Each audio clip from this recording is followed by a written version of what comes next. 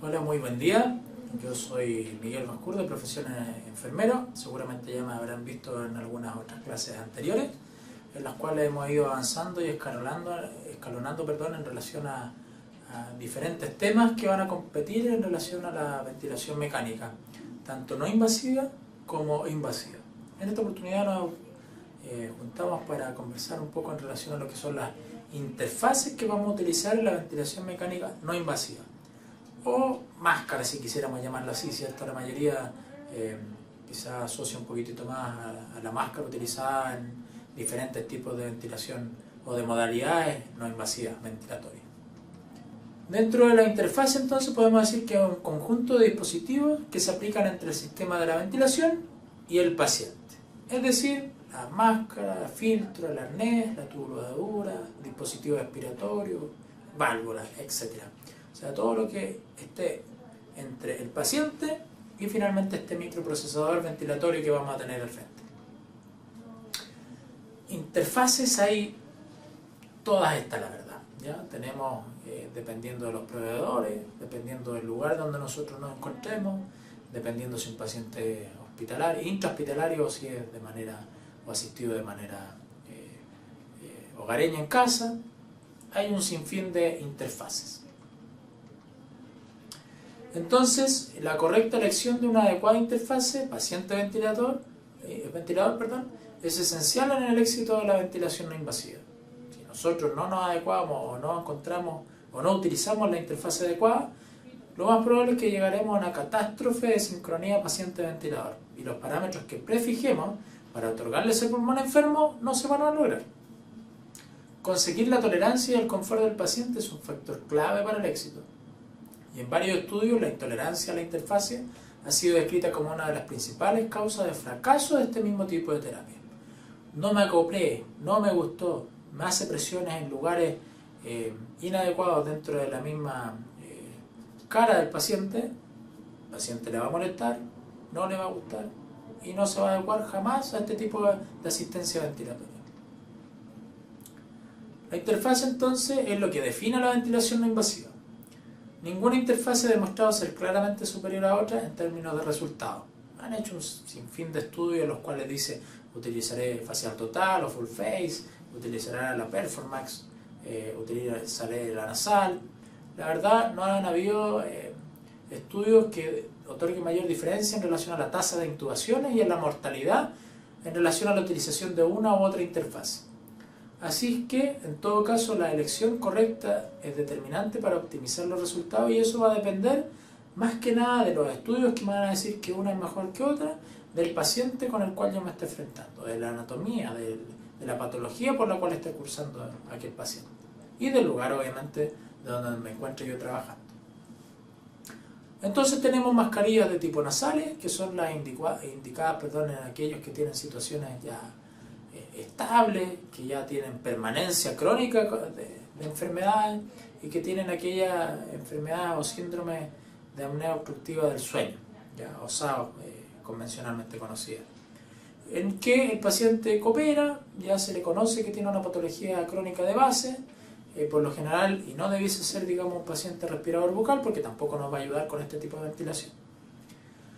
Las obras nasales ya las comenzamos a visualizar en episodios en los cuales el paciente cursa con patología ya de tipo aguda.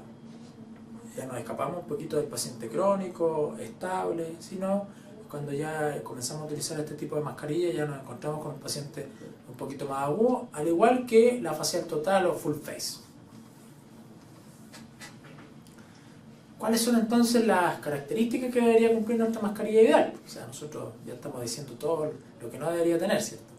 Bueno, ligera y confortable, fácil de colocar, fácil de retirar, variedad de tamaños, variedad de tallas, de pronto una misma máscara o una misma interfase no necesariamente va a cumplir con un objetivo en un tipo de paciente por la contextura propiamente tal, que en otro que quizás es más pequeño, más delgado, menor peso, desnutrido. Transparente e hipoalergénica. Yo necesito ver también que el paciente presente cialorrea, aspirar o removerse cialorrea, Dios no quiera también presenta algún tipo de vómito, algún tipo de regurgitación alimentaria, eso debo todo visualizarlo. Baja resistencia y mínimo espacio muerto, o sea, este espacio muerto que es aquel, ¿cierto?, que no tiene, o donde no se produce intercambio gaseoso, y que tenga mínimas fugas de aire. Este circuito, recordemos que actúa a través de presiones que van a movilizar un flujo para otorgar un volumen corriente determinado dentro del pulmón. Este flujo ocasiona fugas, y esas fugas pueden ser a través de la interfase si es que yo no la adecuo bien al rostro de la persona que yo quiero ventilar. Fácil de limpiar y ojalá de bajo costo. Eso también va a ser dependiente del centro donde yo esté trabajando. Las fugas que comentábamos de este tipo de soporte ventilatorio es la complicación más frecuente durante la ventilación no invasiva. Como consecuencia del no aislamiento de la vía aérea tenemos fugas orales, tenemos fugas perimascarilla. ¿Qué efectos producen? Reduce la eficacia de la ventilación disminuyendo la ventilación alveolar, disminuye el apoyo a la musculatura ventilatoria y produce asincronía entre el paciente y el ventilador. ¿Qué efectos secundarios vamos a encontrar acá? Odinofagia, sequedad de la boca por entrada de flujo hacia un lugar donde o hacia un lugar por donde yo quiero que ingrese, ¿cierto? Pero que por la cantidad y mayor cantidad de flujo que va a tratar de brindar el ventilador para compensar esta fuga, voy a tener esta sequedad bucal. También puede haber irritación ocular en pacientes en que tengo fuga, ¿cierto? Puedo utilizar una interfase nasobucal, pero esta fuga, si es o se escapa hacia los ojos, voy a tener una irritación propiamente tal, o si estoy utilizando la Performax o facial total. Lesiones cutáneas, sobre todo a nivel de puente nasal. Siempre nos va a quedar, o no siempre, no debiera ser siempre, pero podemos tener el riesgo de tener una oclusión mayor a nivel del tabique nasal y que me pueda generar una consiguiente úlcera por presión. Entonces, ¿cómo vamos a elegir la máscara? Según el tipo de insuficiencia respiratoria aguda y modo ventilatorio que queramos utilizar, según los factores anatómicos de la persona a la cual yo voy a ventilar. Puede ser un mismo dispositivo en diferentes tallas y con eso soluciona el problema. Tiempo estimado del mantenimiento, qué tan largo va a ser el soporte ventilatorio no invasivo que yo le voy a brindar a esta persona, el grado de adaptación y disconfort, disponibilidad y experiencia del terapeuta. Muchas veces ya cuando una persona tiene experiencia en este tipo de ventilación, ni siquiera tiene que hacer mediciones propiamente tal en el rostro de la misma persona a ventilar y va a escoger una talla y un dispositivo adecuado para brindarle este soporte ventilatorio.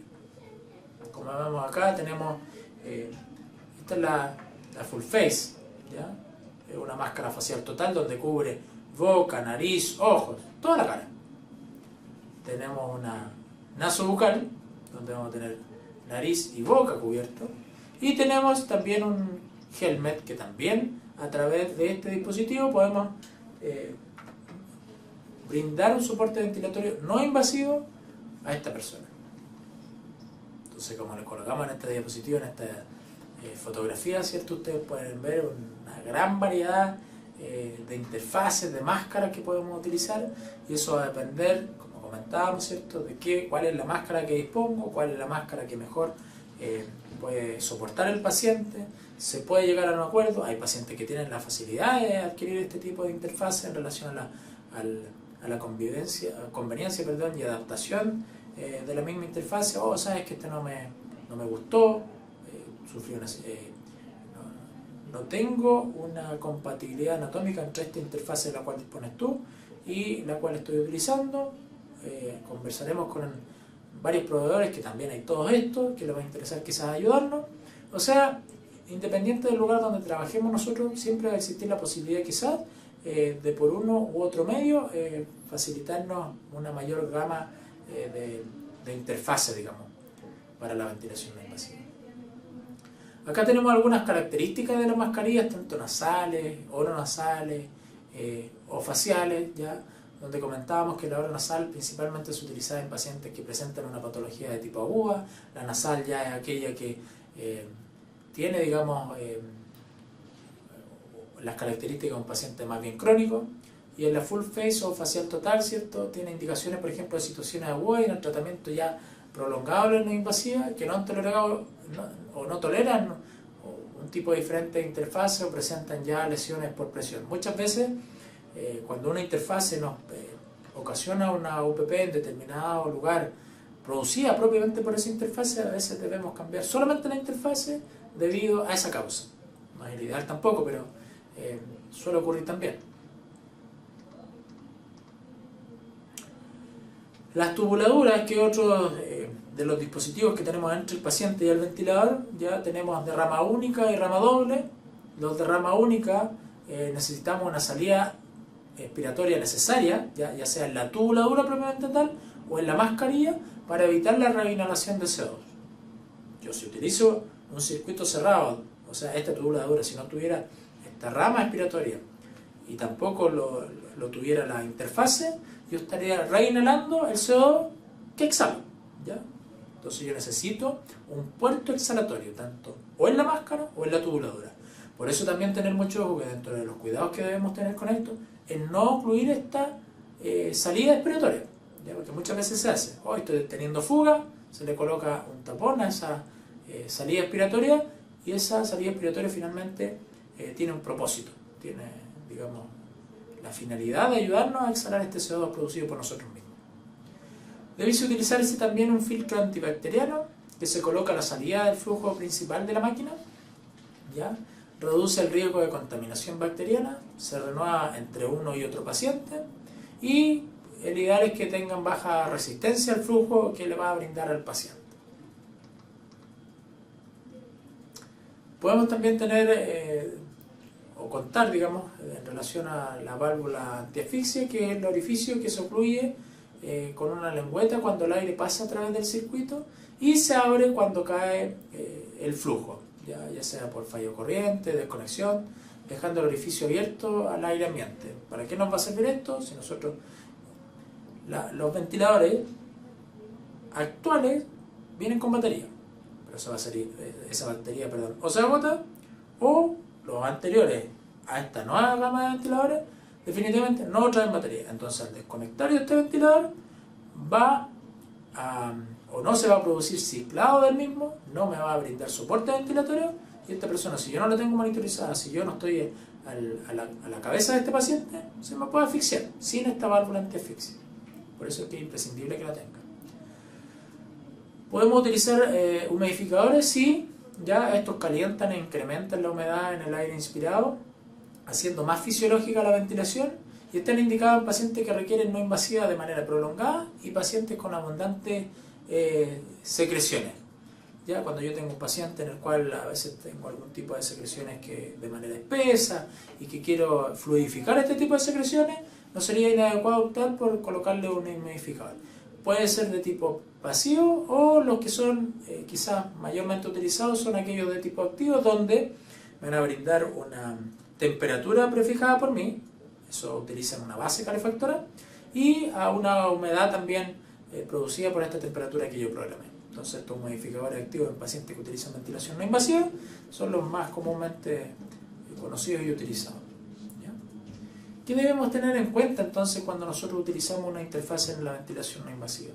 Primero, minimizar la fuga. Como dijimos, este era uno de los principales objetivos quizás del ventilador no invasivo. Hay muchos ventiladores que compensan fuga. Si yo tengo fuga, por ejemplo, porque me quedó mal una interfase, si yo tengo fuga, se me desconecta una correa, ¿cierto? ¿Qué sé yo? Si yo tengo fuga a través de esta interfase, el ventilador lo que hace es enviar mayor cantidad de flujo para tener una presión o llegar a una presión que yo preestablecí. Pero eso lo que va a lograr es finalmente una mayor asincronía, porque a mayor flujo a un paciente, mayor molestia. Minimizar la fuga, entonces, ¿qué nos producen? Reducen la ventilación alveolar, favorecen la asincronía de disparo y de ciclado, empeoran la calidad del sueño y aumentan la resistencia nasal. ¿Qué además, o en qué debo poner ojo? En relación al material, confort y a la delicadeza con la cual voy a instalar este tipo de dispositivo para evitar daños por presión. Sobre todo a nivel de puente nasal, ¿ya? Que no tenga una sobretensión en la apnea, o sea, no por tratar de evitar que la interfase tenga fuga, voy a llevar el apnea al máximo de sobreextensión para que esto me quede bien acoplado al rostro. Lavarlo, ya que este sea hipoalergénico y que sea intercambiable. O O sea, yo poder retirarlo también fácilmente de una persona cuando lo necesite. O en periodos en que quiero hacer ventanas de esta ventilación no invasiva. Ventana no es nada más que la desconexión por periodos programados de este aporte no invasivo a un tipo de quizás oxigenoterapia más convencional, ¿ya? Especial énfasis también en el espacio muerto, ya, porque me va a reducir la ventilación alveolar, el flujo continuo durante la expiración reduce el espacio muerto dinámico, y en relación a la ubicación del puerto exhalatorio donde se encuentra este. Entonces, resumiendo, ¿ya?, en relación a las interfaces que podemos encontrar de la ventilación mecánica no invasiva, tenemos una gran variedad de modelos, ya, aquellos donde tienen piezas bucales se ubican entre los labios, nasal es aquel que solamente abarca la nariz, almohadilla nasal se adapta a la narina, oro nasal cubre boca y nariz, facial total o full face cubre boca, nariz y ojos, y la helmet cubre toda la cabeza y parte también del cuello. ¿Cuál es la que vamos a utilizar? Va a depender del periodo patológico por el cual está cursando una persona en su misma enfermedad, ¿ya? También va a depender si es que este es agudo o si es que este es crónico.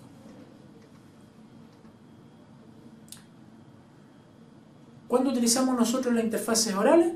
En una ventilación mecánica de manera prolongada, en pacientes ya que tienen algún tipo de patología, casuísticamente de tipo conocida como crónica, o que producen algún tipo de daño neuromuscular, ¿ya? ¿Qué cuidados debemos tener en este tipo de interfaces?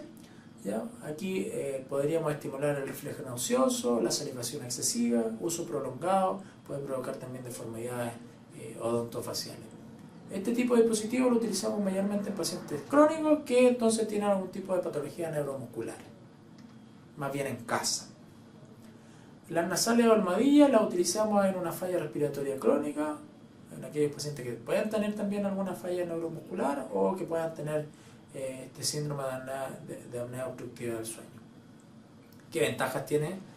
Tiene un menor espacio muerto, permite la fonación y alimentación de la persona, porque vamos a tener, ¿cierto?, solamente la nariz con este flujo, favoreciendo que la boca me quede libre, facilita la tos, menor riesgo de vómito, menor claustrofobia. Pero ¿qué complicación puedo obtener con este tipo de dispositivo? Que voy a tener, o en los respiradores bucales no me va a servir mucho, ¿cierto? Si yo incorporo un flujo por la nariz pero todo se está perdiendo por la boca, no voy a llegar a un fin terapéutico programado, y me va a producir sequedad e irritación también a través de la boca por este tipo de respiración. Las oronasales se utilizan en falla respiratoria de tipo aguda, o sea, en un paciente por lo general intrahospitalario que se hospitalizó por una falla ventilatoria, donde sí esta máscara me va a producir menor fuga, puede tener una presión más estable y quizás requiere menor cooperación del paciente porque va a ser fijada con arnés, va a ser acoplada, digamos, al rostro, pero sí pudiese yo tener mayor espacio muerto, mayor riesgo ante los vómitos y mayor tipo de claustrofobia. ¿Ya? Esto ya me puede generar algún tipo de sobredistensión abdominal que consiguientemente me pueda generar un vómito a posterior. La full face, que esta creo yo que es una de las que se conoce o ha sido mayormente masificada en todos los centros hospitalarios, o de la experiencia que yo manejaba al menos. Esta también la utilizamos en falla respiratoria de tipo aguda, difícilmente la vemos en casa, sino un paciente intrahospitalario que también llegó por una falla ventilatoria, que requerimos soportarlo con este tipo de modalidad, en donde aquí voy a tener una mayor distribución de las presiones y menores lesiones a nivel cutáneo, mejor control de la fuga y visibilidad de la misma. ¿Qué desventaja tengo? Sí, mayor espacio muerto, irritación ocular con la aerosolterapia que pueda requerir en su oportunidad este paciente, y se acompañan con humidificación activa.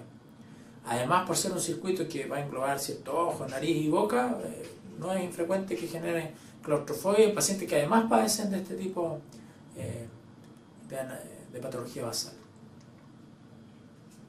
Y la helmet, ya, quizás no solemos verla tanto en pacientes adultos, sino que más bien en pacientes pediátricos, pero aún así nos genera menor resistencia, también permite la tos, menor necesidad de colaboración, nos permite conversar, no daña la piel, puede ser utilizado en pacientes con trauma facial. O sea, recordemos que las otras, si es que tenemos alguna cirugía o que presentan algún tipo de trauma a nivel facial, no se recomienda utilizar. Pero tienen mucho espacio muerto, requiere un estricto monitoreo de los volúmenes circundantes y se empaña a utilizar una humidificación activa, ¿ya? Que pudiésemos manejarlo. También, por ser un circuito, digamos, que engloba toda, en este caso, rostro y cuello inclusive, puede generar claustrofobia. ¿Qué es lo que debemos hacer o qué cuidados debemos tener nosotros cuando utilizamos esta interfaz en relación a las lesiones cutáneas? Debiésemos rotar las interfaces y el uso de tipo prolongado, lo que yo les comentaba, cambiar una por otra para no tener siempre los mismos sitios de apoyo y que nos favorezcan, digamos, la producción de una lesión cutánea. O hacer ventanas si es que no dispongo de otro tipo de interfaz. No tensionar excesivamente el sistema de fijación o el arnés, ¿ya? Llevarlo a tal extremo de que esto no se me debe o no debe generar fuga y por ende debo hacer una sobredistensión. Tampoco es lo óptimo porque me puede generar lesiones, por ejemplo, retroauriculares o donde ésta tenga mayor o genere mayor presión. Utilizar espaciadores para disminuir presiones sobre el puente de la nariz. Hay diferentes tipos, y también va a depender del centro hospitalario donde yo trabaje, diferentes tipos de protecciones cutáneas que yo voy a colocar, por ejemplo, en el puente nasal para que esto me genere el efecto de almohadilla y no tenga contacto directo entre la interfase y la piel del paciente. Adecuada higiene de la piel y la interfase, no porque yo coloque una mascarilla me voy a olvidar de hacerle aseo bucal, me voy a olvidar, ¿cierto?, de hacerle aseo ocular, muy por el contrario necesito hidratarla frecuentemente cuando el paciente lo tolere. Y utilizar parches de piel artificial o de protección también cutánea.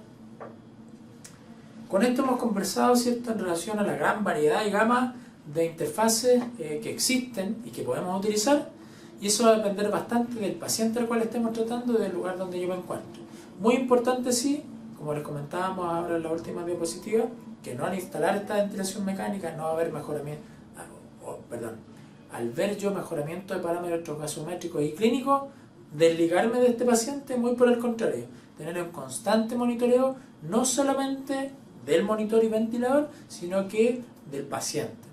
O sea, por eso es cierto que la interfaz era recomendable que fuera transparente, tendrá una salivación excesiva, habrá vomitado, tendremos una sobredistensión abdominal en donde quizás es necesario inclusive colocarle algún tipo de sonda nasogástrica y que esto me permita la descompresión abdominal. No es infrecuente que gran flujo del paciente ingrese hacia el abdomen y no hacia el pulmón, me genera una sobredistensión abdominal y el paciente después puede tener algún tipo de regurgitación, digamos, de tipo alimentario.